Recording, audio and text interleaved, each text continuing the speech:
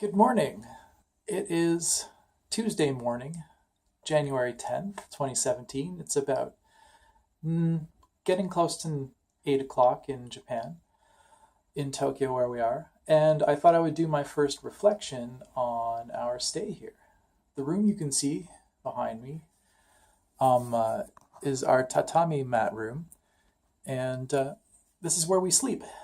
Uh, we sleep on a mattress that's about, yay thick, and then another little thing about that thick on the floor. And it's actually pretty comfortable, surprisingly. The first night, we didn't know there was a lower section to the bed, and we slept directly on the floor. That was pretty uncomfortable. So, one of the first mistakes we made as we came here. But that's what this is about. We're here to learn.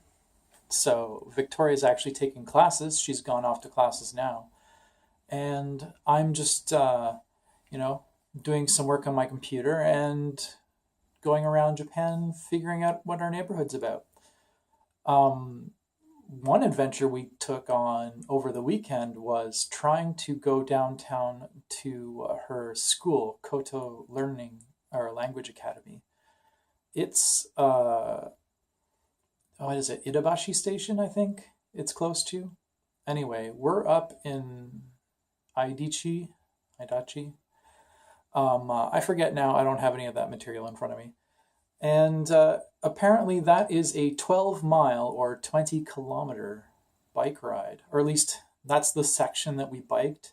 We didn't actually make it to the school. We made it about as far as Ueno Station, wandered around that area, around Akihabara again, and then kind of gave up. And by then it was raining, cats and dogs, so we took an Uber home.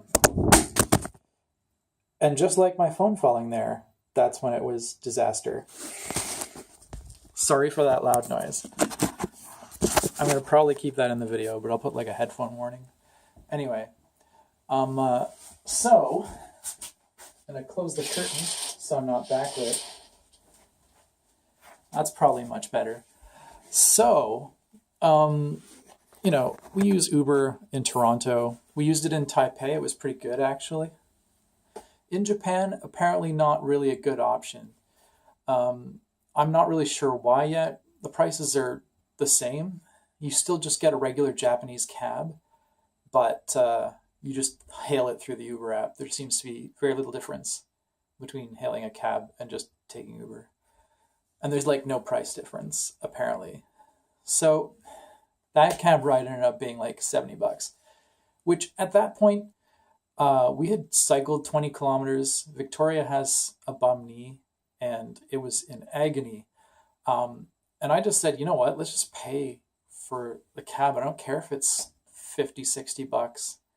It was 70 because he took a weird ass roundabout route to get home. So yeah, lesson learned. Not really. I mean, we kind of already knew it and didn't care, but, don't take a cab unless it's absolutely necessary, which I felt in this case it was. I don't like to trudge through something while everyone's miserable and, just on principle. Like, why would I make myself more miserable on principle? No, I'll just pay for it. I can afford it. Anyway, so yeah, that was quite a distance, and we didn't even make it to the school. So, we were trying to figure out whether going to the school on bike would make sense. And when she looked it up on Google Maps, it was like 11 kilometers, which is like, doable at a moderate pace. But this is like double that. Just because of lights and, having to go around things and stuff like that. I don't know. It took us like 3 hours.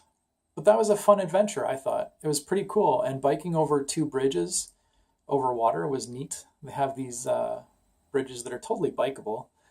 I think in the future, our bike adventures should probably only include the first bridge or anything before the first bridge in Aidachi. Nothing past it, because that's really far, especially on our new bikes. Yes, we bought new bikes.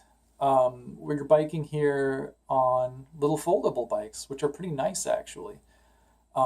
They were only 10,000 yen or something, like $100 ish. Well, like 114 Canadian right now with the exchange rate. Um, yeah, and they're great little bikes. They have little drum brakes in the back, which I think most Japanese bikes seem to have. It's kind of new to me. Most bikes in North America either have the cantilever, like pinch type brakes, or disc brakes. And the drum brakes they use here seem to work okay. I don't know what the major disadvantage of them would be, but maybe in the rain they squeak or something. But other than that, they seem to work really well. I bought a basket. It's totally clip on. It's really nice. It has these little rubber things that clip onto your handlebars so you can take it off when you don't want to use it. We were really happy to buy our bikes and go on our first bike adventure. And I'm going to go on another one today. I'm going to find a cafe because I want to see if there's cafes that you can actually sit in and do some work. I'm not sure if that's going to be okay. And I'll ask them just to make sure. But yeah, I don't think it's, they might not be okay with me loitering and working, but we'll see. Um, yeah, all in all, it's been pretty cool. Our neighborhood is really residential. There's not a lot of sort of, you know, there aren't many North American amenities here. There are 7-Elevens. Not that we really care. We try to eat local, and if you eat local, it actually seems to cost a lot less than even food in Toronto. Like it's really cheap. It's cheap to eat if you eat Japanese food. People complaining about Japan being expensive to eat probably eat a lot of North American food, I'm guessing. Um, yeah, and we eat well. So yeah, there's that. The So far the last few days have been pretty great, and I look forward to the next 3 months here. Um, Little things here and there are a little odd. Oh, I almost forgot. Last night we got hit with the NHK guy. That's right. If you haven't heard about this, if you are staying in Japan and you have a TV that is capable of receiving television signals, you are legally required to pay a tax or basically, subscribe for NHK, which is their national broadcaster. It's $22 a month, which I don't really care actually. It's nice to watch it. It's nice to put it on as background noise so that I can learn a little more Japanese through osmosis. Um, but yeah, it's a really odd, it's kind of a racket. They come to your house. Apparently, like, we haven't had this because Victoria just paid for it right away. But apparently, some people would have people coming in the middle of the night to bother them about it if they continually refuse to pay for NHK. So yeah, they seem pretty insistent. You can tell them that, hey, I don't have a TV, or, I don't watch it. And apparently sometimes they'll go away.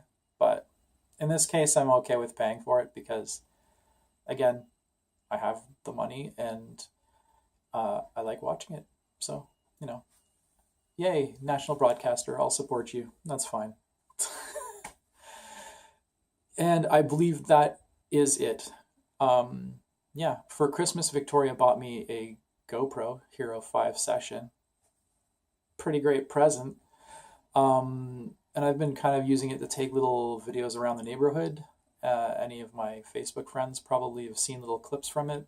I might work some of that material into these videos if I ever add, production value or editing or anything professional whatsoever.